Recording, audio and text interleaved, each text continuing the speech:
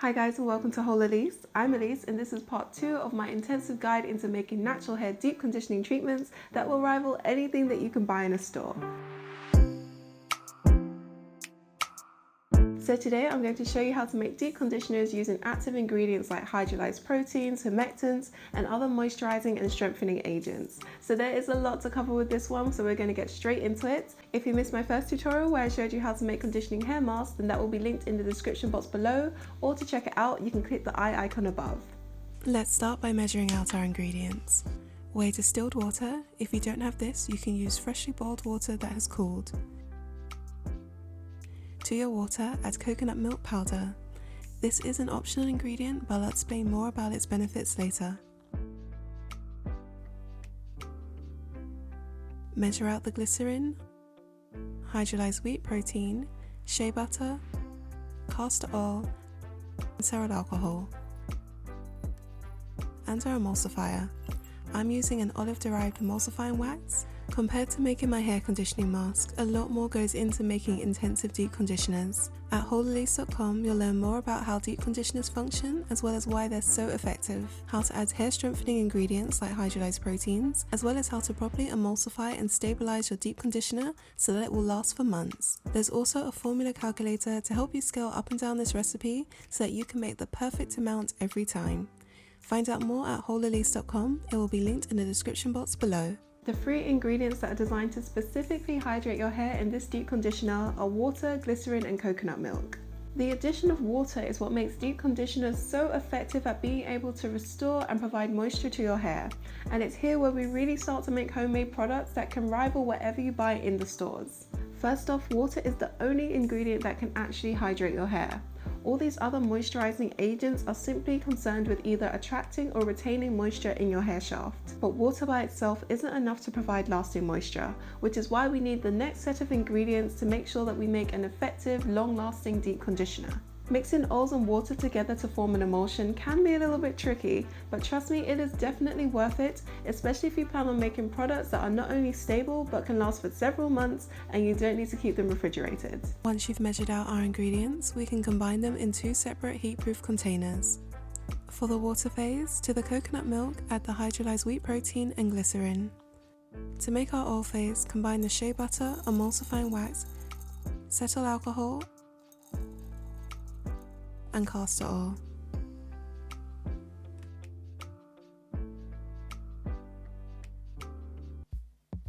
Humectants like honey and glycerin are common in conditioners because they attract water to your hair. They literally pull water from the surrounding environment and pump it into the hair shaft, leaving your hair looking thicker, shinier, and more moisturized. Now typically they can be very sticky and difficult to work into products, but fortunately because of our oil ingredients and the fact that this is a rinse-off conditioner, it means that we can add far more glycerin than you typically would in leave-on products like creams and lotions. Coconut milk is not only a natural conditioner, but it's also able to strengthen and restore your hair. The lauric acid in coconut milk, along with its high protein content, is able to penetrate your strands, leading to stronger hair with less breakage. So as not to damage the integrity of our ingredients, it's always best to melt them over a low, gentle heat. Once your oil phase is completely melted and your water phase is thoroughly heated, mix the 2 together. We'll need to whip our deep conditioner to get it to emulsify, so if you'll need to transfer this to a larger bowl, now's the time. Make sure to heat it up prior to pouring in your water and oil phase. If you have fine, dry, or damaged hair, maybe it's been chemically processed, relaxed, texturized, or it's been dyed a particular color, or you have a very tight curl pattern, these are the types of hair that benefit the most from having protein infused in their products. Proteins are the main way that you can repair damage done to your hair, but not all proteins are the same. Hydrolyzed proteins like what we use in this recipe come in several different varieties, like wheat, silk, keratin, or collagen. But they are completely different in structure to homemade masks that use proteins like eggs or mayonnaise. They have much smaller molecules that can actually penetrate the hair shaft rather than just sitting on the surface, and this is how they're able to provide lasting strength and also repair damage done to your hair through things like heat, styling, and chemical processing. Even though we're including protein in our deep conditioner, it's in a small enough quantity that it's not enough to transform this into a protein treatment. It is definitely worth making this deep conditioner because not only will you see an immediate improvement in the look of your hair, but over time with regular use, your hair will really start to strengthen and become more resilient to damage. To get that silky smooth, ultra thick, creamy deep conditioner, we need to blend this. You can use a whisk, but I recommend using an immersion blender as you get a better final texture.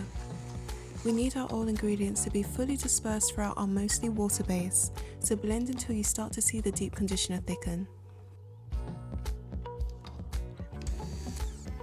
As it cools, it'll turn a pale white and begin to resemble those creamy thick store-bought deep conditioners.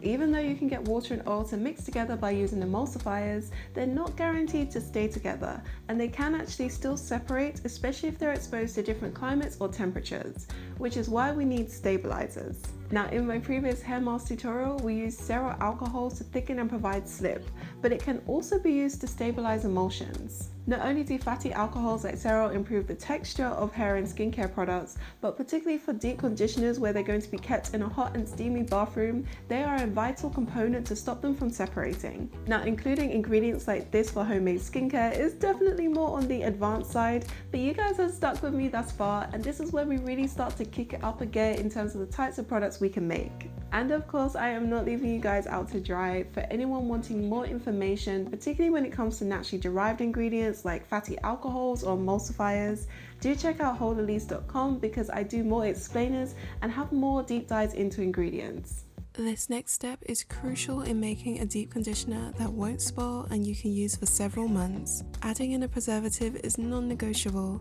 but I am using a natural preservative, in this case Preservative Eco.